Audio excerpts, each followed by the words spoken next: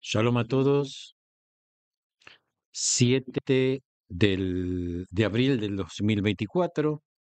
Shavua Tov. Hoy es un día en Israel laborable como cualquier día de la semana. Yo no sé si hay otros países que trabajan aquí es Yom Rishon, el domingo. Pero bueno, aquí se trabaja. Así que buena semana para todos. Buen descanso para los que viven fuera de Israel. Nosotros descansamos ayer, como manda, como manda la Torah. Y vamos a empezar con las noticias del día, no sin antes agradecer profundamente a toda la gente que da tzedakah, o a través del canal o a través de PayPal, que las eh, donde hay que dar tzedakah a través de PayPal está en las descripciones. Voy a aclarar algo. Tzedakah eh, no es ni diezmo, ni limosna, no. Tzedaká viene de la palabra tzedek, que es orden, que es justicia. Eh, y cuando alguien piensa hacer un acto de justicia a nivel económico, da tzedaká. Esto ya lo expliqué en otros vídeos, que nadie piensa que ni que da diezmos, ni que da limosna. No existe el diezmo a no ser que uno sea Cohen. Bueno, esto ya es otro tema. Hoy vamos a hablar de las noticias. Quiero agradecer a toda esta gente, a toda la gente que se suscribe, que se tiene que volver a suscribir porque parece que hay un problema en el canal donde después de un tiempo, como que la suscripción no sigue sin tener, no tiene continuación. A todos los que dan like, a todos los que comentan, todo comentario que, que yo considero que necesito una respuesta, trato de responder dentro de lo posible. Leo todo, quiero explicarles. Los leo, a todos los que comentan, todos los comentarios son leídos. A lo mejor no leo los que respondo y a lo mejor vi que también me responden en la respuesta. Ese como no sube y hay, gracias a Dios, hay tantos comentarios. No, o sea, la respuesta no, a lo mejor no alcanza a leer, pero el comentario en sí los leo a todos. Así que quiero agradecer tanto los buenos comentarios como los pocos que no están de acuerdo, que está bien, no todos tienen que estar de acuerdo conmigo. Ni en lo que sea el informativo, ni en mis enseñanzas de, de lo que es la religión judía. Eh, Yo quiero explicar nuevamente a los que no están de acuerdo con mis explicaciones, que aquí no se trata de estar de acuerdo o no estar de acuerdo. Yo soy un rabino, yo enseño. Quien quiera aprender, aprende. Puede aceptar o no aceptar. Pero lo que yo doy son normalmente enseñanzas de ley dentro del judaísmo. Y a veces, también utilizando reglas hermenéuticas, doy mis comentarios. Pero dentro del judaísmo, dentro de la religión judía, no del judaísmo, dentro de la religión judía. O sea, se puede aceptar o no, pero estar en contra no se puede. No se puede, porque esa es la religión judía, esa es la ley judía. O sea, uno puede aceptarla o no aceptarla. Inclusive los mismos judíos que no son religiosos. Pero no estar de acuerdo, no lo entiendo. O sea, bueno, a lo mejor es eh, la gente no entiende cuál es mi función eh, dentro de lo que es la religión. Yo soy un maestro. O sea, Si alguien no entiende algo, yo puedo tratar de explicarlo 100 veces hasta que lo entienda. Pero discutir conmigo no se discute. Tampoco se están de acuerdo o en desacuerdo. Eh, Se puede no entender. Y lo voy a volver a explicar y lo voy a volver a explicar y lo voy a volver a explicar. Pero no estar de acuerdo es, es una discusión absurda. Por eso jamás discuto con absolutamente nadie lo que es religión, ningún tipo de religión.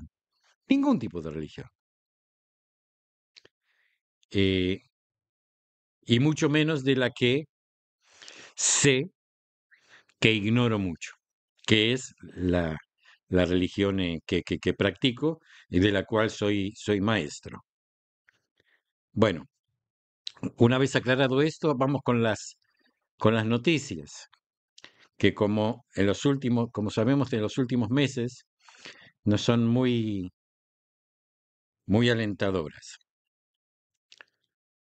La defensa de defensa, la Fuerza de Defensa de Israel y el Shin Bet anunciaron el sábado que el secuestrado Elad Katzir fue asesinado en cautiverio y que su cuerpo fue rescatado, recuperado y devuelto a Israel. El cuerpo de Elad, de 47 años, cuyo padre Abraham fue asesinado el 7 de octubre y cuya madre Hannah también fue secuestrada y liberada, fue recuperado en Khan Yunis en una operación de comando dirigida por el Shin Bet.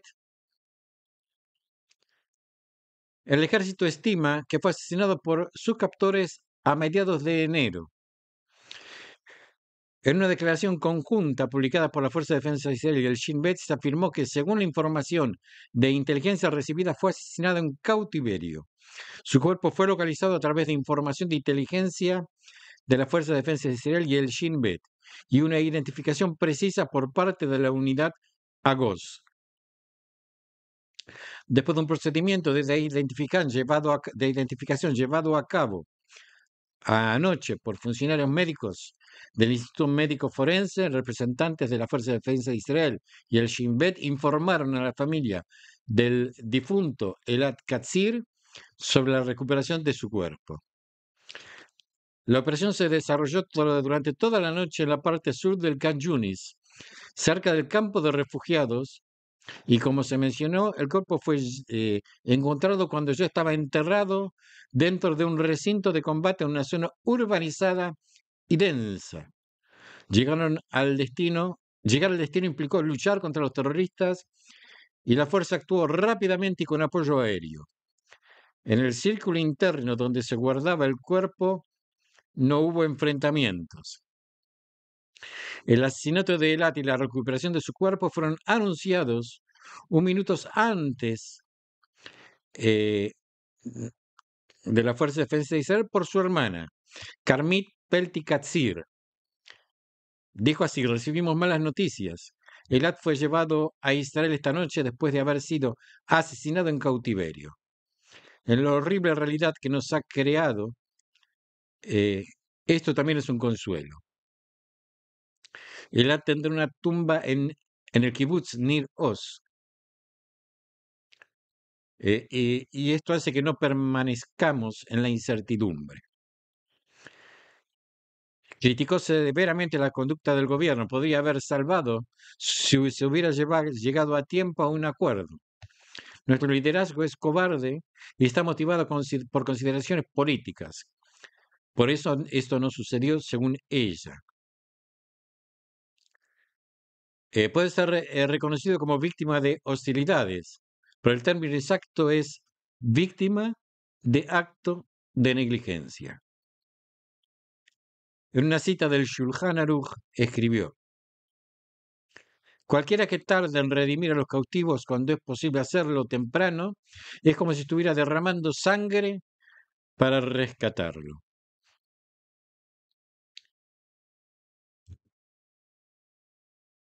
Tiene razón.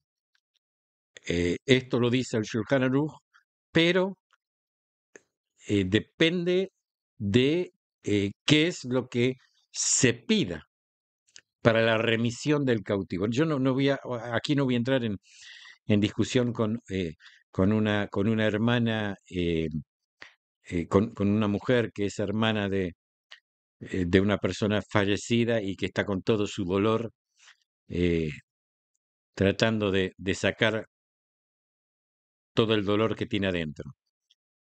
Tiene razón en lo que dice, pero hay condiciones en lo que respecta a la ley, a la halajá, dentro de la religión judía.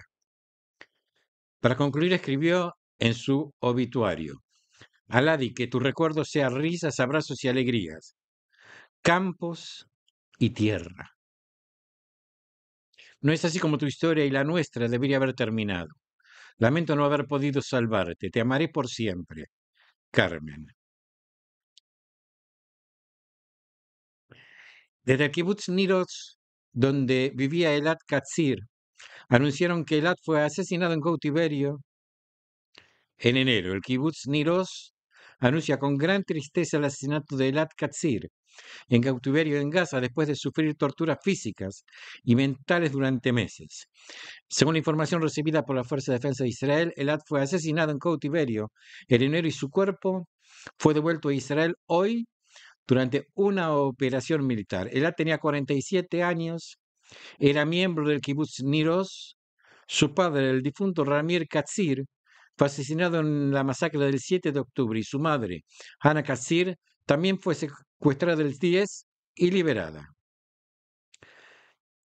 El kibutz dijo, Elad era un hombre de risas, de abrazos y de alegría, de campo y tierra, especialmente amado por los niños del kibutz y sus amigos y residentes.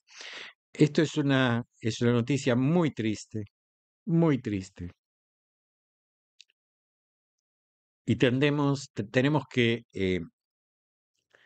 acostumbrarnos, cosa que resulta muy difícil. Es muy difícil dar este tipo de información sin sentir un profundo dolor.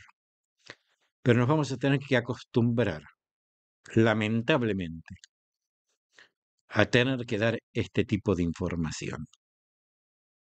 Lamentablemente, vamos a tener que acostumbrarnos a este tipo de información.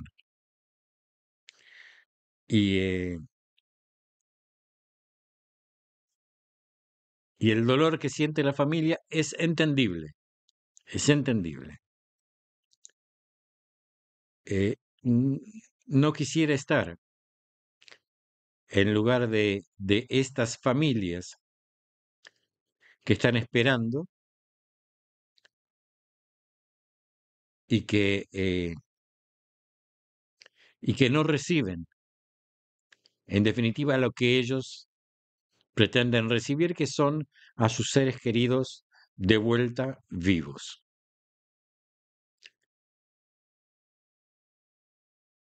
Pero visto desde afuera y tratando de ser lo más imparcial posible,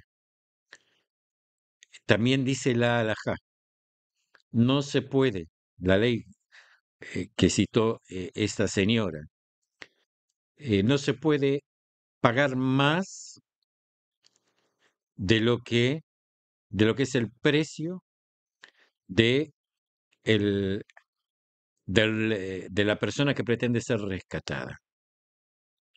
No se puede enseñar a los delincuentes que puede existir la posibilidad de pedir un precio que no es, eh, que no es razonable.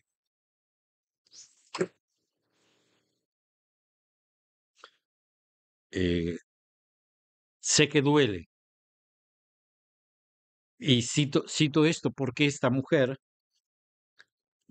citó justamente el Shulchan Aruch, y eso es lo que dice. Eh, Vuelvo a repetir, me adhiero al dolor, pero de corazón, me adhiero al dolor de toda esta gente que está esperando respuesta. Mejor dicho, que está esperando resolución, porque respuesta en su interior ya la tienen.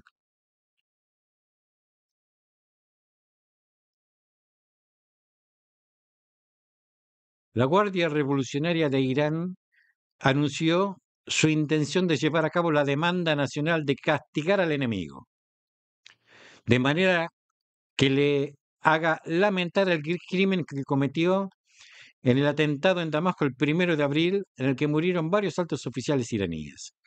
En una carta oficial, los guardias revolucionarios elogiaron al pueblo iraní por su participación en los acontecimientos del Día Internacional de Al-Quds y en las ceremonias fúnebres de los altos oficiales, señalando que se trata de una fuente de esperanza para el devoto y heroico pueblo palestino, y fortalece su fuerza de voluntad y firmeza frente a la entidad sionista, es decir, frente a nosotros.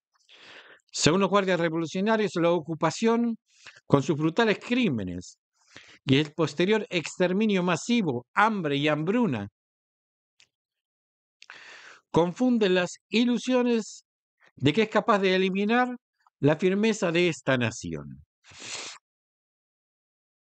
En un mensaje al público iraní, los guardias revolucionarios enfatizaron: recalcamos el heroico y revolucionario pueblo iraní, que sus heroicos y celosos hijos de la Guardia Revolucionaria Islámica, con la ayuda de Alá, llevarán a cabo la demanda nacional plasmada en la imposición castigo al enemigo y sus partidarios por cometer el último atroz crimen terrorista dirigido contra el consulado iraní.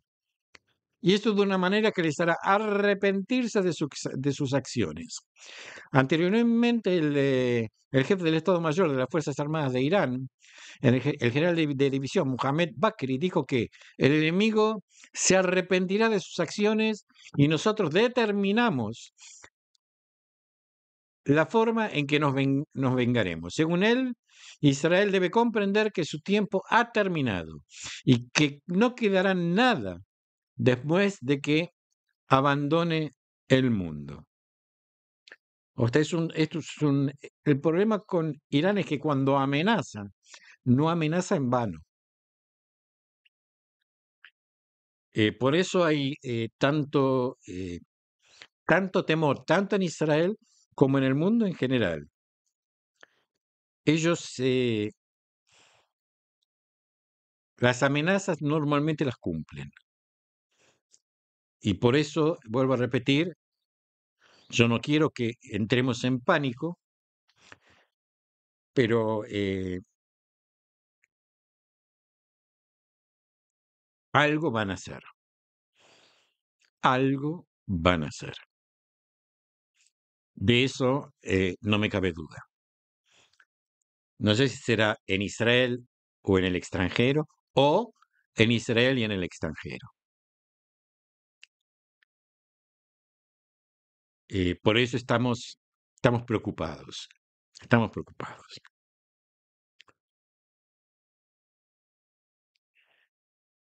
Hassan Nasrallah, líder de Hezbollah, expresó confianza en Irán y que Irán responderá al asesinato de altos oficiales iraníes en el ataque de la Fuerza Aérea de Damasco el 1 de abril. En un discurso con motivo del Día Internacional de Al-Quds, Nasrallah dijo: asegúrense de que la respuesta iraní a la cuestión de los consulados llegue sin lugar a dudas. Según él, los israelíes temen la reacción iraní, y esto es parte de la campaña para debilitar moral y materialmente al enemigo. Y el acto estúpido de Netanyahu cometido en el consulado abrió una puerta para aliviar la situación y decidir la campaña. Nasrallah también dijo que la guerra en Gaza es una guerra de aquellos que han perdido la cabeza y una guerra de carniceros y criminales.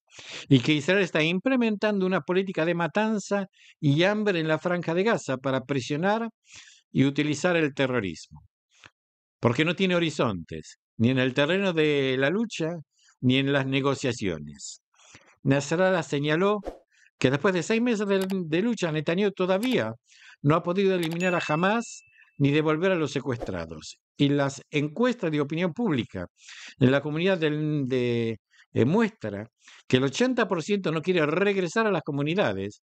Y esto significa un, eh, un golpe muy duro a la percepción del acuerdo. O sea, lo que él dice es que, y tiene razón, el 80% de los pobladores del norte de Israel no quieren regresar. El líder de Hezbollah cree que Netanyahu no tiene horizonte para resolver sus problemas internos y los daños en el ámbito internacional son consecuencia de la inundación de Al-Aqsa, que es como llaman a ellos a la guerra que están liberando. Como se apodó el ataque de Hamas el 7 de octubre.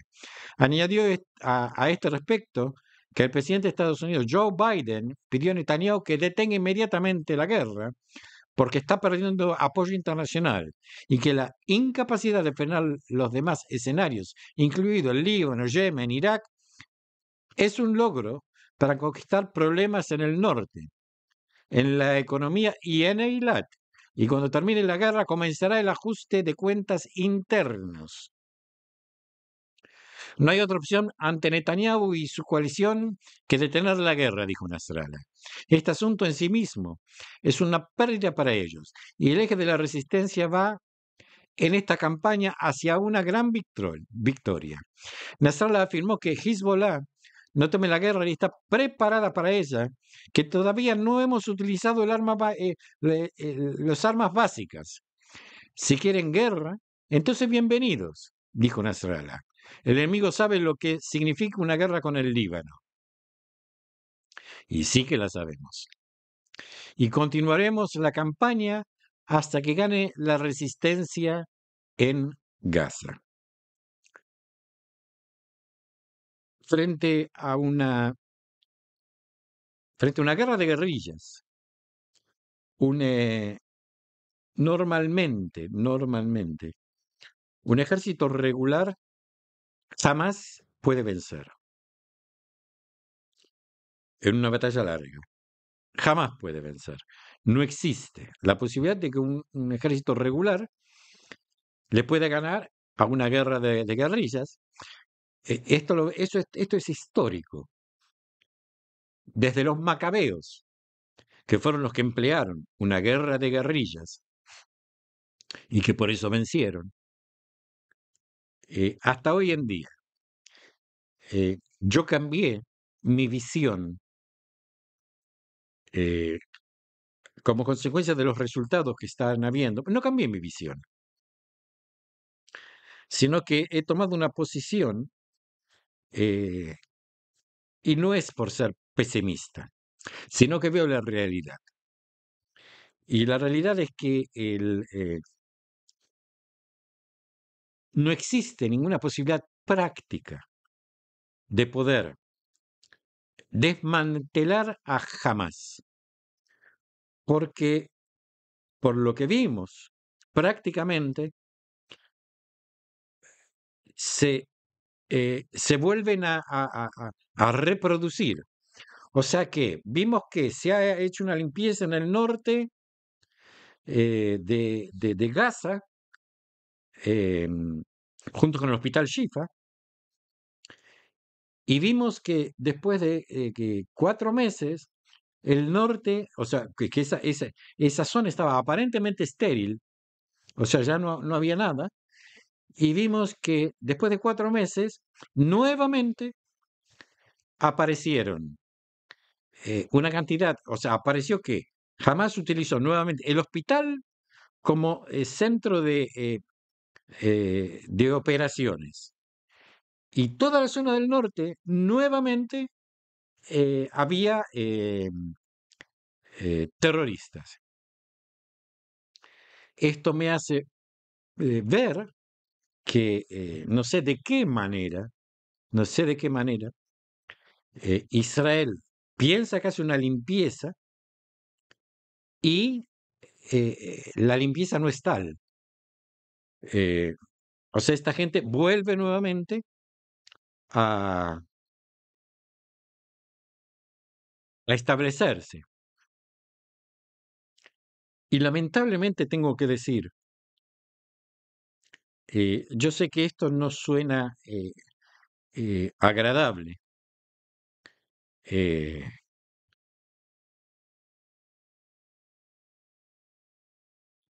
pero si hay si hay unos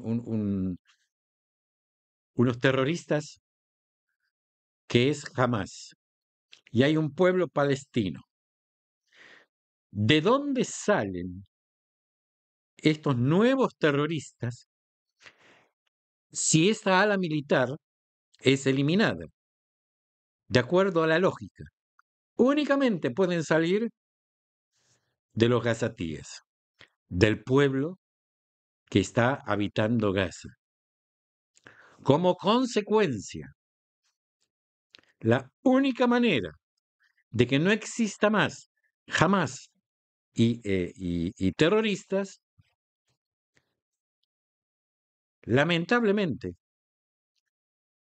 es eliminar la producción de nuevos terroristas. ¿Y de dónde sale la producción de nuevos terroristas?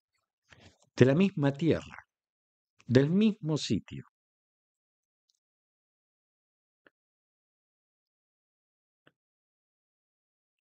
Esto me hace acordar a la terrible decisión de Dios de un exterminio total de un pueblo. Y uno dice, pero ¿cómo puede haber, cómo un Dios generoso y bueno puede pedir el exterminio total de todo un pueblo a manos de los israelíes? Bueno, Israel no lo cumplió y aquí están las consecuencias.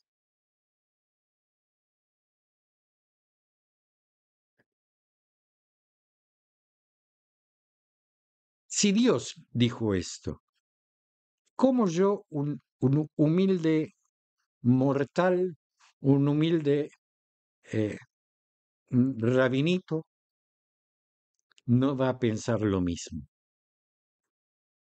Yo, esta pequeña, esto pequeño de lo pequeño en la tierra, si esto lo dijo Dios,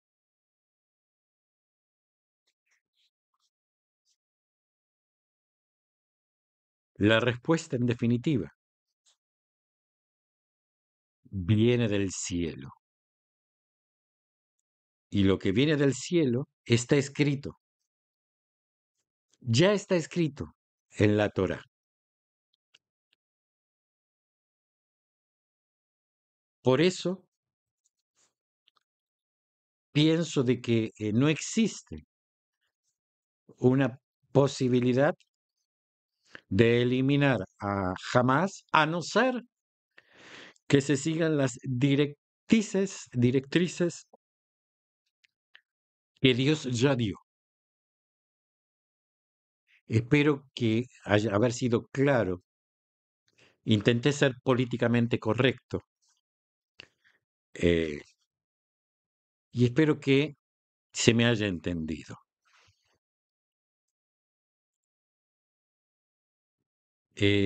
Siguiendo con el tema, Irán sigue amenazando con venganza y advierte a Estados Unidos que se hagan a un lado para no salir lastimados.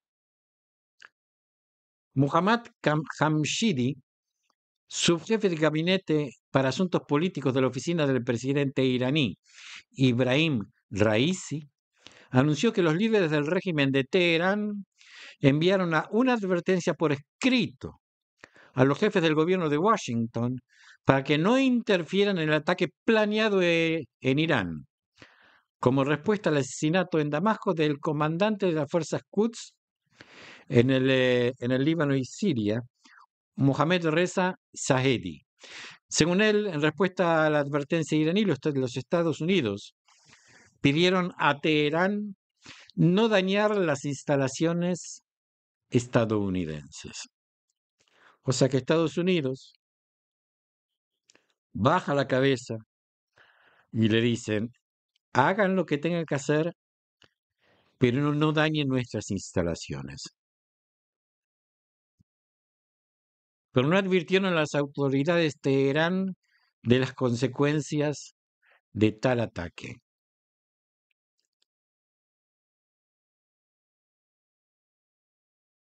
Quizás porque no, no van a haber consecuencias, o por temor. En una advertencia escrita, la República Islámica de Irán advirtió a los dirigentes Unidos no se dejen arrastrar a la trampa de Netanyahu por Estados Unidos. Hazte a un lado para no lastimarte. En respuesta, Estados Unidos pidió a Irán que no dañaran las instalaciones estadounidenses, escribió Hamshidi. Como recordarán, poco después del asesinato en Damasco, el gobierno estadounidense informó a Teherán que no estábamos al tanto de las acciones planeadas y solo se nos notificó cuando los aviones ya estaban en el aire. Un funcionario de la administración estadounidense dijo a CNN que Estados Unidos está en alerta máxima y se están preparando por un ataque significativo por parte de Irán que podría producirse en los próximos días o semanas contra activos israelíes o estadounidenses en la región o fuera de la región, cosa que vengo repitiendo constantemente. La cadena NBC también citó a dos fuentes anónimas de la administración estadounidense que dijeron que la administración del presidente Biden está preocupada por cualquier ataque que pueda ocurrir dentro de Israel, especialmente contra objetivos militares y de inteligencia. El líder de Hezbollah, claro, pero no dicen que puede haber también ataques contra objetivos civiles o contra infraestructura, como puede ser, como por ejemplo la compañía de agua, la compañía de electricidad. Todo esto se puede producir. El líder de Hezbollah, Hassan Nasrallah, también confirmó que sin duda llegará una respuesta de Irán. Después de eso, la región entrará en una nueva fase. O sea que según Nasrallah, después del ataque de Irán, la región entrará en una nueva fase. O sea, piensa que tan contundente va a ser el ataque de Irán que va a haber una nueva fase. Claro, esto es una guerra psicológica. Y les aseguro que en mí, en mí como israelí, esto a mí me asusta. A mí me asusta. O sea, no puedo transmitir este miedo eh, a través yo te estoy informando, entonces trato de hacer lo posible para no comprometerme sentimentalmente, afectivamente, con las noticias que estoy dando. Pero como yo no soy profesional en esto, eh, o sea, yo soy un improvisado en dar noticias. Yo no sé cómo se hace. Entonces no tengo más remedio. Yo no sé separar. Yo no estudié cómo separar afectivamente las noticias que estoy dando de lo que siento. Eh, es más, en algún momento, cuando se me ofreció a entrar en política aquí en Israel y me dijeron qué es lo que no tengo que hacer y entre las cosas que no tenía que hacer era decir lo que yo sentía, dije, no, esto no es para mí. Eh, porque no soy yo. Entonces, yo lamento no ser un profesional dando noticias, pero bueno, esto es lo que hago. Hay algún otro profesional que sé que da noticias, es un profesional que da noticias también de aquí de Israel, en Israel, y bueno, me imagino que él sabrá cómo hacerlo. Yo soy simplemente un pequeño maestro de leyes de religión judía. Continúo. El ministro de Justicia afirmó que los servidores del Ministerio de Justicia habían sido pirateados. Esto después de que el grupo de hackers Anonymous for Justice, no sé cómo se lee en inglés, afirmara ayer haber irrumpido en los servidores y borrado unos 300 gigabytes de información, incluidos documentos oficiales, datos de empleados de oficina y números de teléfono. Tras el anuncio sobre un incidente cibernético en el Ministerio de Justicia, informaremos que el ministro se prepara con antelación para este tipo de escenarios y que el problema fue informado inmediatamente a las autoridades pertinentes, incluida la Autoridad para la Protección de la Privacidad del Sistema Cibernético Nacional, dijo el ministro. Desde horas de la mañana y también durante estas horas, los profesionales de la oficina y otros factores están comprobando el evento y su significado. También se informó que hasta el momento el alcance de los materiales aún está bajo revisión y llevará tiempo examinar el contenido y el alcance de los materiales filtrados y su fuente. Cabe señalar que después de la inspección no hay ningún daño a los servicios del ministerio. El evento se desarrolló en un contexto de temores de venganza iraní por el asesinato de un alto oficial de la Guardia Revolucionaria en Damasco, en un ataque atribuido a Israel. En los últimos tiempos se han producido varios ciberataques contra entidades israelíes, incluido el Ministerio de Defensa y la Comisión de Energía Atómica. El Ministerio de Defensa, a diferencia del Ministerio de Justicia, se negó a hacer comentarios. También se informó el ataque al Seguro Nacional.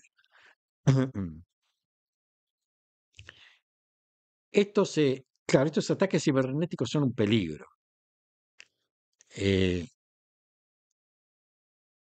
por suerte contamos en Israel con eh, gente muy capacitada, muy, pero muy capacitada. Capacitada que se los llama inclusive de otros países para asesorar contra contraataques, para hacer contraataques a a estos ataques cibernéticos.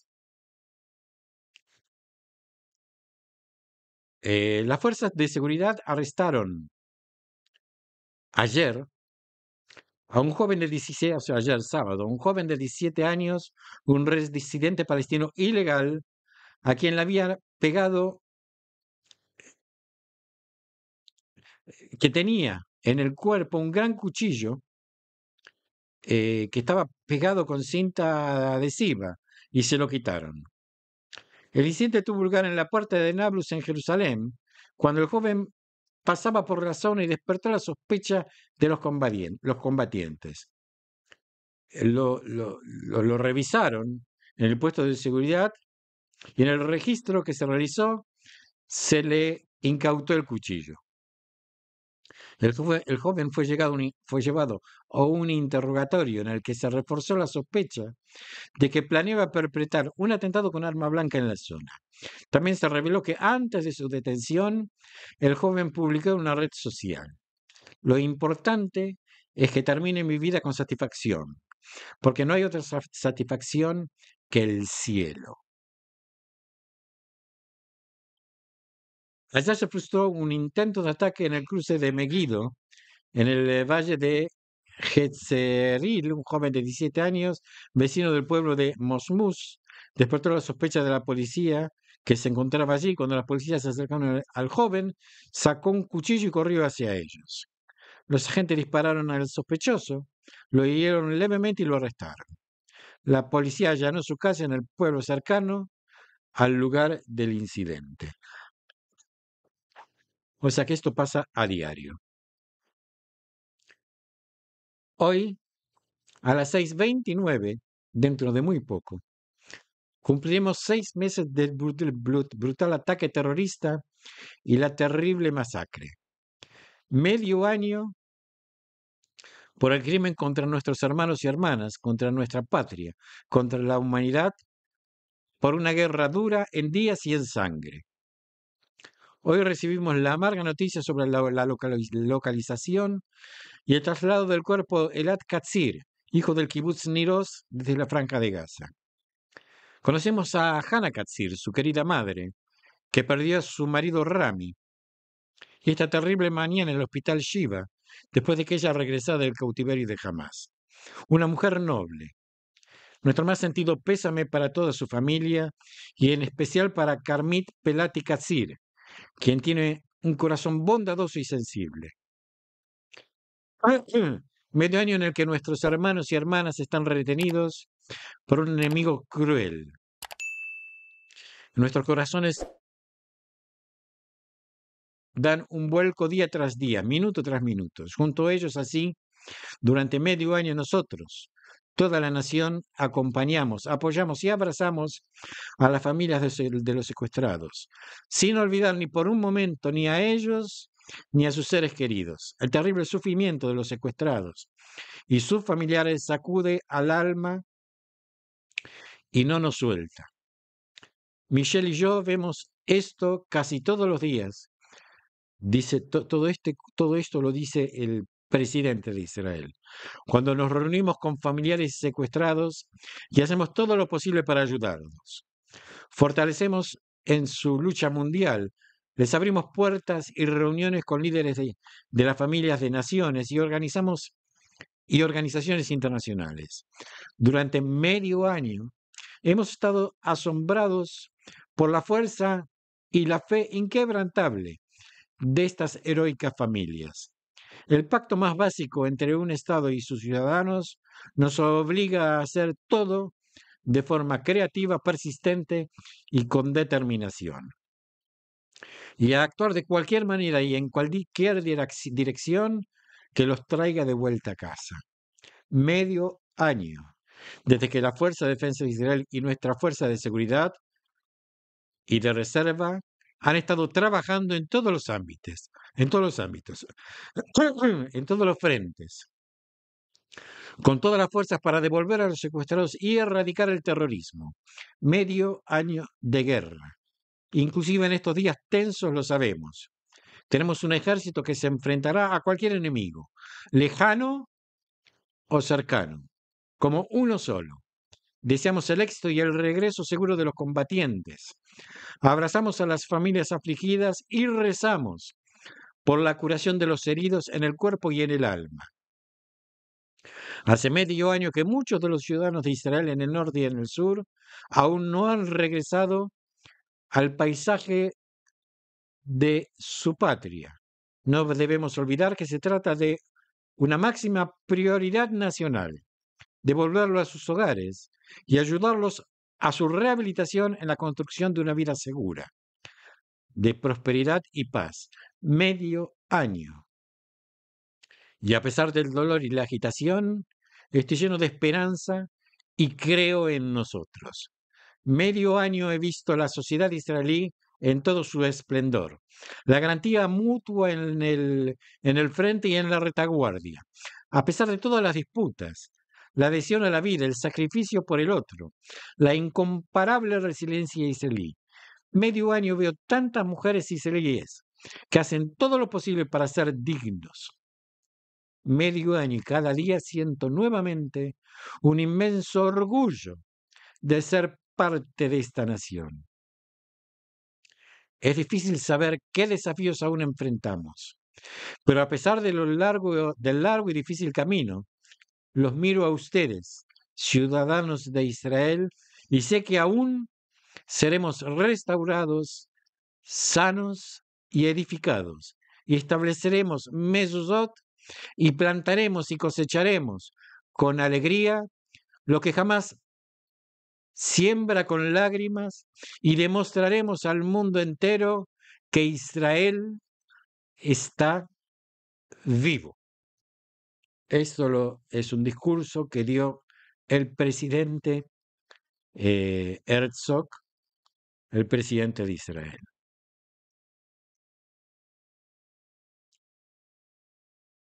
Vamos al extranjero. Realmente conmovedor el mensaje. Vamos al extranjero. Las presiones internas del partido sobre el presidente Biden para que detenga los envíos de armas a Israel está aumentando.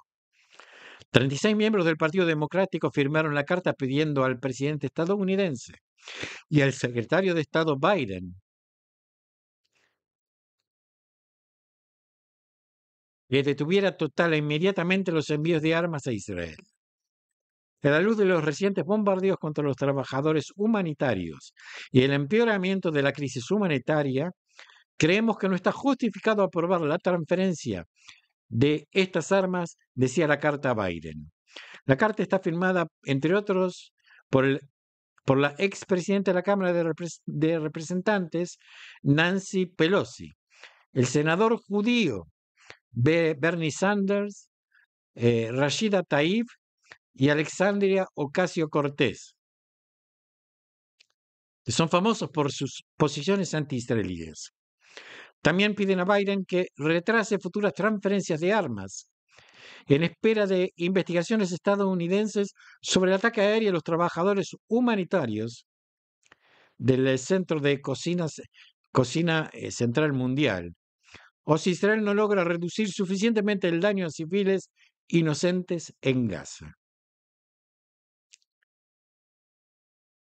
También se escuchan voces en Gran Bretaña que piden al gobierno que detengan el suministro de armas a Israel tras la muerte de un ciudadano británico en el bombardeo involuntario de los voluntarios de la Cocina Central Mundial, quien se manifestó con vehemencia contra la intención de detener el suministro de armas a Israel es el ex primer ministro británico, Boris Johnson, que también criticó al ministro de Asuntos Exteriores, David Cameron, que permaneció en silencio durante el debate sobre la reducción de las ventas de armas de Gran Bretaña a Israel.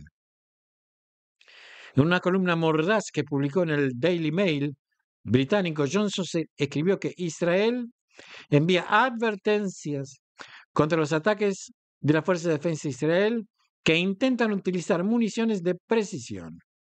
Si Occidente continúa desintegrándose, y especialmente si Gran Bretaña y Estados Unidos se desintegran, entonces a los israelíes se les impedirá entrar en Rafah y lograr su objetivo de erradicar a Hamás con fuerza militar en Gaza. ¿Es esto realmente lo que quieren todos los expertos jurídicos que dicen que las acciones de Israel ahora requieren un embargo de armas? ¿Quieres darle la victoria a un grupo de asesinos y violadores?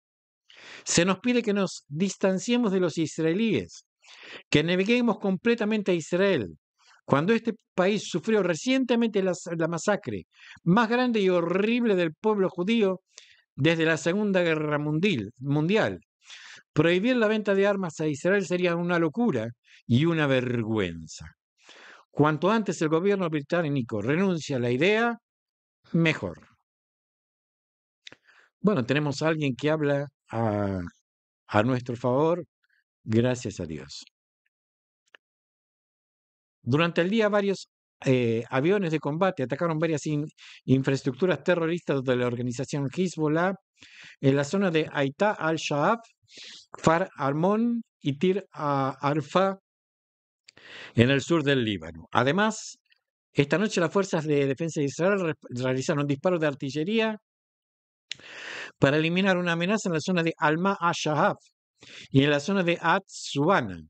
Durante la noche se detectaron 5 lanchas que cruzaron al territorio del territorio del Líbano hacia la zona de Shetula. Además, en las últimas horas se detectaron otras varias lanchas que cruzaron desde el Líbano hacia diversas territorios del norte de Israel. No hay víctimas mortales, las fuerzas de defensa de Israel atacaron el lugar del tiroteo y evidentemente también a estas lanchas. Los soldados de la Fuerza de Defensa de Israel, el Shin Bet y la Guardia de Seguridad operaron esta noche para arrestar a 7 personas buscadas en la zona de Judea y Samaria. En la aldea Deir Tamatz, de la zona de Yehuda, los combatientes de la brigada Al-Amarov localizaron y confiscaron muchas armas escondidas en la zona, incluidos 2 rifles M16, junto con una pistola, un rifle Carlo, municiones y otras armas. En Nablus, en la zona de Samaria, Beit Arush y Kfar Dora, en la zona de Yehudá, las fuerzas detuvieron a otras 4 personas buscadas en una actividad proactiva, dado que la zona de Etzion, los terroristas lanzaron cócteles Molotov y piedras a los combatientes que respondieron con medidas de dispersión de manifestaciones y disparos. Se detectó un herido. Anoche se recibió un informe sobre terroristas lanzando cócteles Molotov en la zona del cruce de Azón en la zona de Efraín. Los soldados de la Fuerza de Defensa de Israel acudieron rápidamente al lugar y encontraron un artefacto explosivo improvisado con cócteles Molotov que habían recuperado. Las personas buscadas que fueron arrestadas y los medios de guerra confiscados fueron transferidos a la Fuerza de Seguridad para su tratamiento adicional. No hay víctimas entre nuestras fuerzas. El portavoz de la Fuerza de Defensa de Israel afirmó que hasta el momento, desde el comienzo de la guerra, aproximadamente 3.700 personas buscadas han sido arrestadas en toda la división de Judea y Samaria y en la división de Beká y Emequín, de las cuales aproximadamente 1.600 están asociadas con la organización terrorista Hamas, como ya hemos dicho en varios informativos. En los últimos meses, la Fuerza de Defensa de Israel, liderada por la División 98 y la Unidad 98 y la Unidad Yalam, han estado operando para localizar, mapear y destruir túneles de la brigada de Khan Yunis de Hamas. En el marco de la actividad se localizaron otros 3 túneles ofensivos que en los últimos años estaban bajo vigilancia tecnológica y de inteligencia de la Fuerza de Defensa de Israel. Y después de una actividad terrestre preliminar, fueron mapeados y destruidos.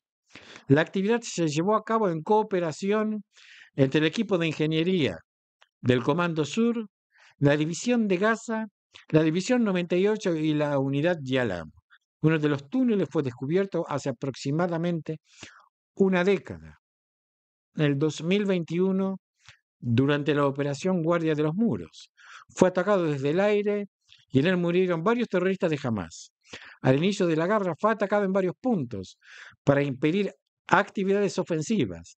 En las últimas semanas fue destruido mediante sabotaje.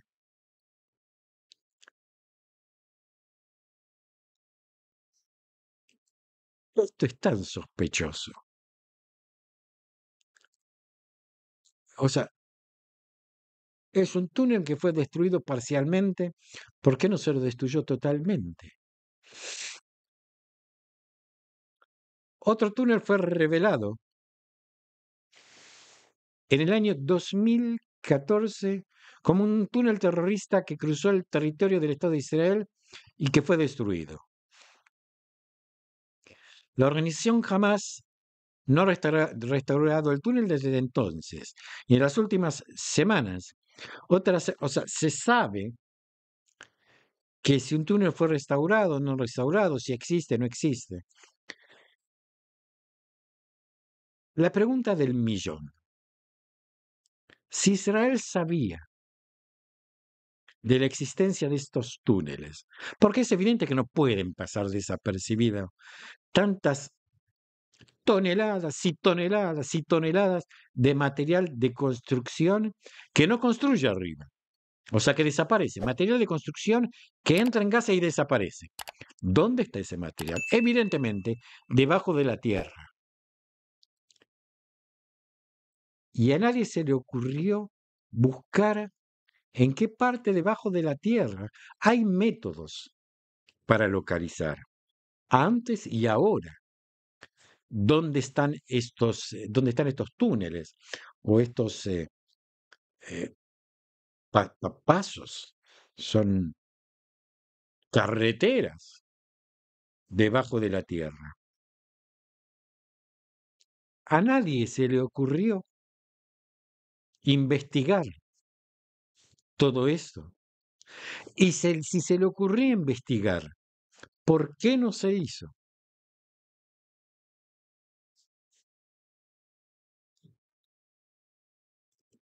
El tercer túnel destruido en las últimas semanas, fijarse, fue descubierto en el 2019 y se destruyó ahora en las últimas semanas. ¿Cómo puede ser esto?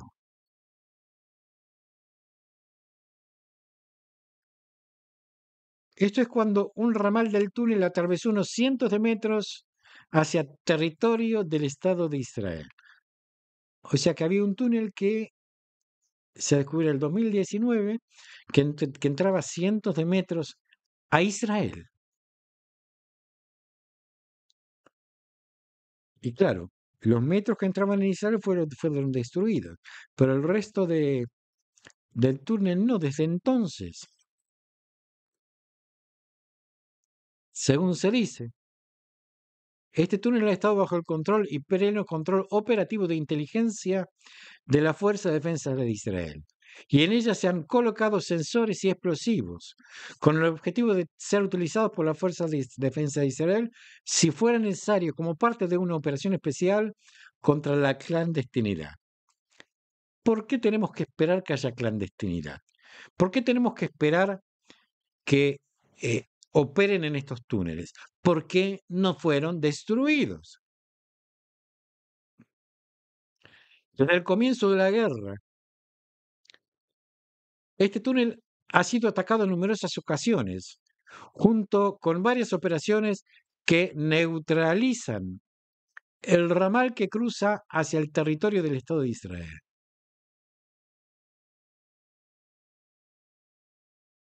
Este túnel ha estado controlado mediante observación durante toda la guerra. Señores, ¿para qué hay que malgastar tiempo, esfuerzo en controlar un túnel? ¿Por qué no se lo destruye? Evidentemente hay cosas que hacen los militares que yo como civil no puedo entender. El portavoz de la Fuerza de Defensa de Israel, Daniel Hagari, hizo una declaración en los medios de comunicación ayer a la noche y se refirió a la operación de rescate del secuestrado Elad Katzin Zichrono Libraja. Continuaremos haciendo todos los esfuerzos posibles para devolver a los secuestrados a casa. No perderemos ninguna oportunidad para devolverlos. Respecto a los combates de Khan Yunis, agregó: las fuerzas de Tzal continúan luchando, eliminando a los terroristas y destruyendo infraestructura terrorista. Hagari aclaró que en el contexto de las amenazas de Irán, que no hay ningún cambio en las directivas del Comando del Frente Interior.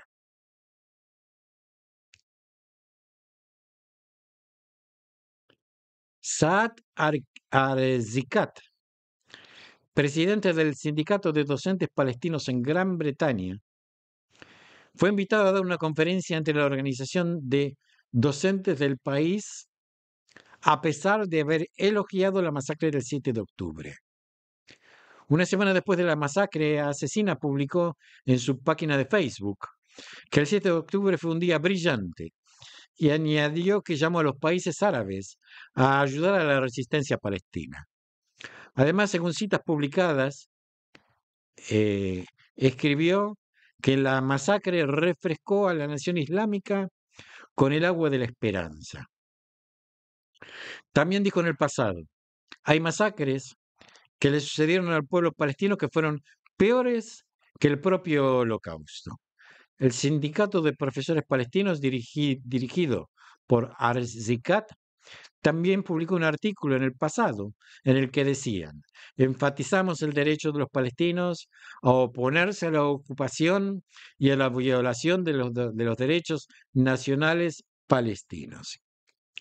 También dice, condenamos la complicidad de ciertos países y su complicidad en la agresión contra nuestro pueblo, especialmente Estados Unidos, Alemania, Francia, Gran Bretaña e Italia, mientras las entidades ocupantes reclaman el derecho a la autodefensa.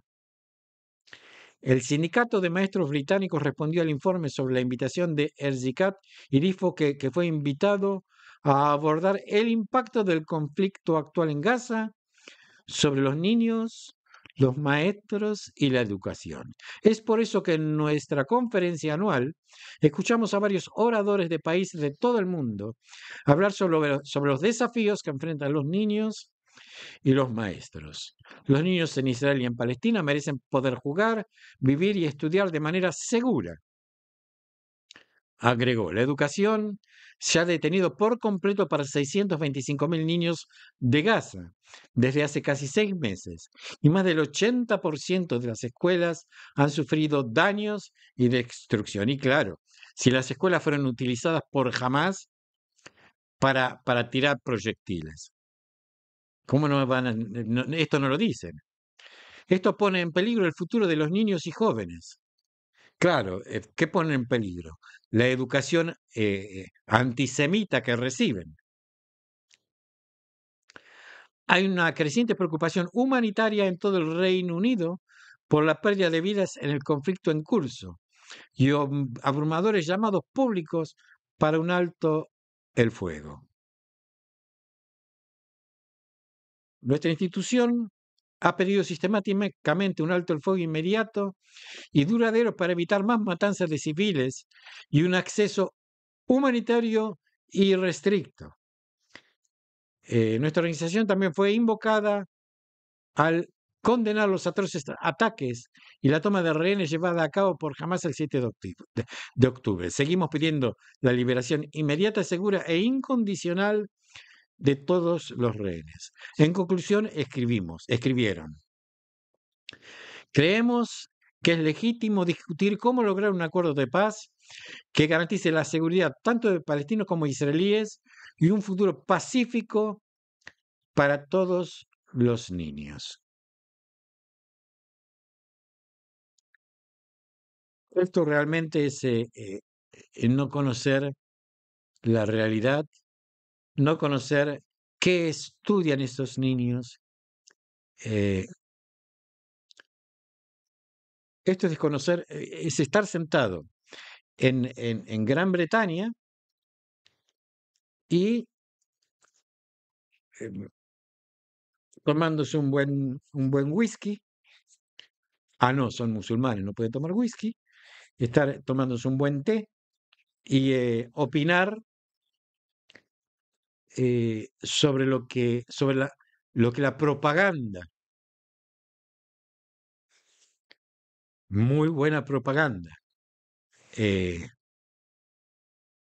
Palestina, dice a los medios de comunicación, y no tomar en consideración todos los elementos de prueba que presenta Israel. O sea, creen más en el discurso de los que hacen los mal llamados palestinos que en las pruebas reales presentadas por Israel. Cambiando totalmente de tema. Shelley Shemtov, la madre de Omar, secuestrado en Gaza, ve las violentas manifestaciones de los últimos días que han sido vinculadas a la familia de los secuestrados y siente un dolor inmenso y profundo. El discurso es muy doloroso para mí. Es especialmente difícil pero el lugar donde estuvimos hasta el 7 de octubre, en disputa y una ruptura muy grande, está volviendo y me duele ver lo que está sucediendo. Hay varias familias de secuestrados que ven su grito de esta manera. Al final, somos un microcosmos de la sociedad israelí. Y entre nosotros están todos los lados de la política y los sectores. Estamos en una dificultad muy grande, más de 6 meses de infierno, y el tiempo pasa y hay que despertar. Cada mañana a esta realidad se convierte en un peso muy difícil y pesado. La familia de los secuestrados somos una gran familia. No hay uniformidad entre nosotros, pero sí unidad, explica Shem Tov sobre sus sentimientos. Señala que al final la gente sale a gritar y llorar por el dolor de la familia de los secuestrados y en el camino también piden la dimisión del primer ministro. Personalmente creo que esta no es el lugar ni la situación para ninguna dimisión, porque el gabinete tiene que hacer todo lo posible para traer a los secuestrados a casa. Y la celebración de elecciones ahora resultará en impulsar el tema del regreso de los secuestrados. En su opinión, la violencia y los desvaríos no son el camino correcto para llegar al corazón de la gente. Yo como persona, en mi forma de comportamiento, elijo una forma en la que no me interesa cambiar a nadie, sino que hablo de mi dolor y pido mi necesidad. Lo que pasó antes del 7 de octubre, sin culpar a cierta parte de la gente, la responsabilidad de esto es de todos nosotros. La pregunta es, ¿deberíamos dejarnos llevar por ambos lados a los extremos o decir que elegimos la manera diferente y lo hacemos de manera diferente sin culpar al otro lado? Eh, Quiero comprobar que se puede cambiar algo para que la situación cambie. No me relaciono con carreteras quemadas, lugares de culpa e imágenes con que la policía tiene que lidiar.